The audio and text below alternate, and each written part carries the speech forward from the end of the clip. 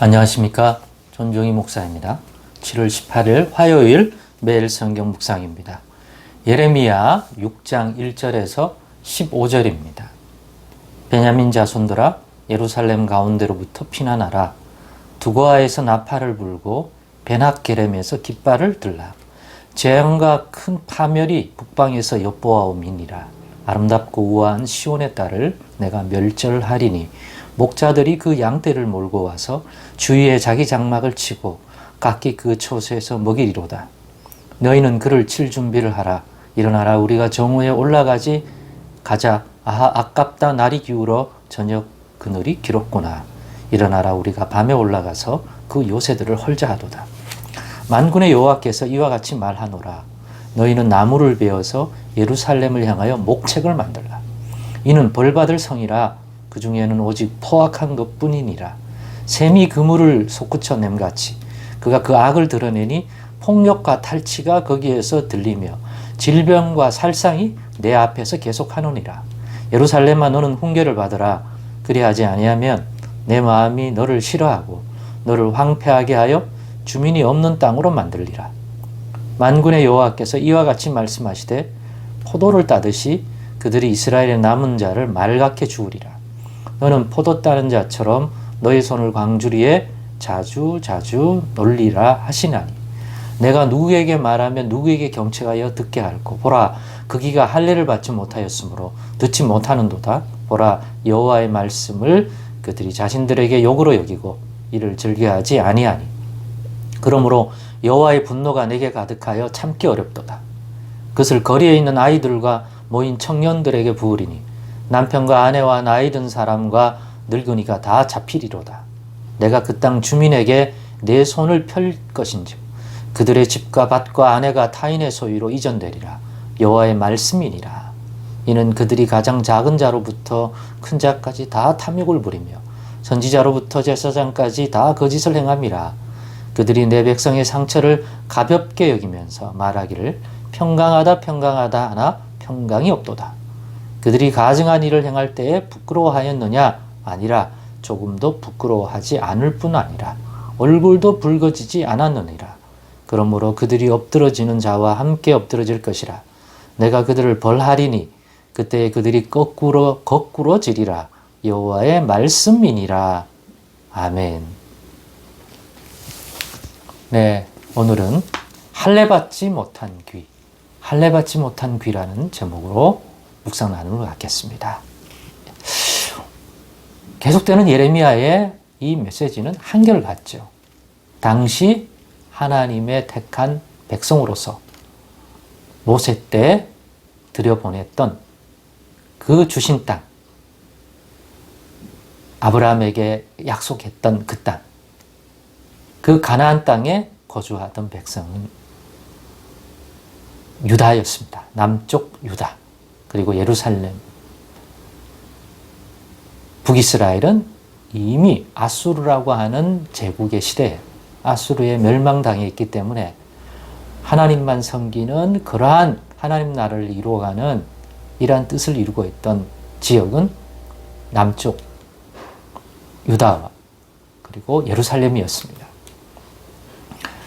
근데 그들이, 하나님 백성된 그들이 그 당시에 총체적인 부패상을 드러내고 있음을 예레미야 선지자는 알려주고 있습니다.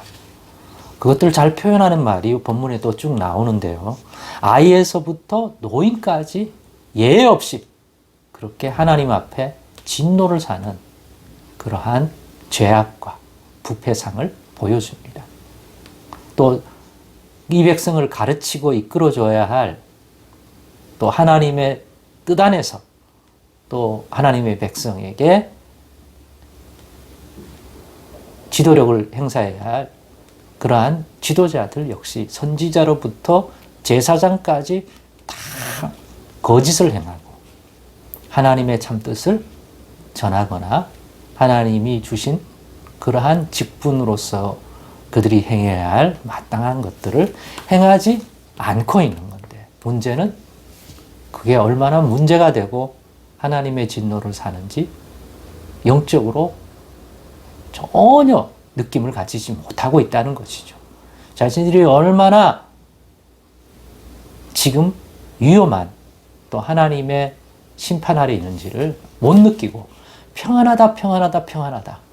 예, 듣기 좋은 말, 그리고 미래에 희망 섞인 말을 줍니다. 그 자체로는 나쁜 건 아니지만 다가오는 하나님의 진노로 인하여 북방으로부터 내려오는 이방 민족과 나라들과 세력들에 의해서 곧 심판받고, 그냥 단순한 심판이 아닙니다. 그 땅이 황무해져서 야생동물만이 왔다 갔다 하고 실제로 사람도, 사람이 기르는 가축들도 있을 수 없는 그러한 땅이 되는 심판이 임할 것이라고 예레미야 같은 선지자를 파수꾼으로 세워서 경고의 메시지를 주는데 전혀 받아들이지 않습니다. 그럴 리가 없다는 거예요. 이러한 총체적 부패에 대하여 말하고 있는 이 심각성에 대해서 예레미야 선지자가 얘기해 주는데도 왜 못 알아듣는 걸까요? 오늘 본문의 말씀을 통해서 우리는 그 이유 중에 하나, 그 본질적인 이유 중에 하나를 발견하게 되는데, 그거를 저는 본문 10절이라고 생각합니다. 즉 10절에 이렇게 되어 있습니다. 내가 누구에게 말하며 누구에게 경책하여 듣게 할꼬. 보라, 그 귀가 할례를 받지 못하였으므로 듣지 못하는도다. 아무리 얘기해도 하나님의 말씀을 들을 귀가 없다는 거예요. 이 표현을 할례 받지 못한 귀라고 표현하셨습니다. 할례가 뭡니까?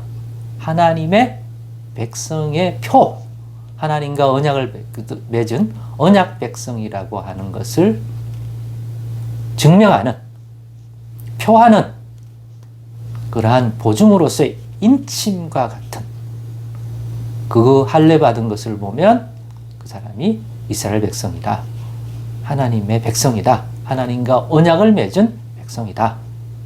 그래서 하나님이 주신 말씀을, 하나님이 그 사람에게 말씀을 주었고 그 사람은 그 말씀을 하나님이 자신들에게 준 구원과 생명과 복된 말씀으로 받게 되는 거죠.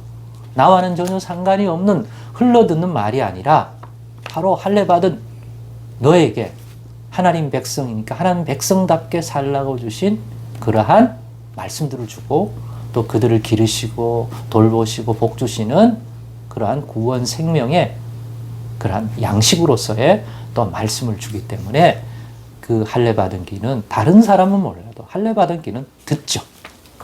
네, 들을 귀죠. 그러나 당시에 유다와 예루살렘에 사는 하나님의 백성들은 하나님이 주시는 말씀을 깨닫지도 겸손히 받지도 못하는 귀라고 말하는 것입니다. 그걸 이런 식으로 표현한 거죠.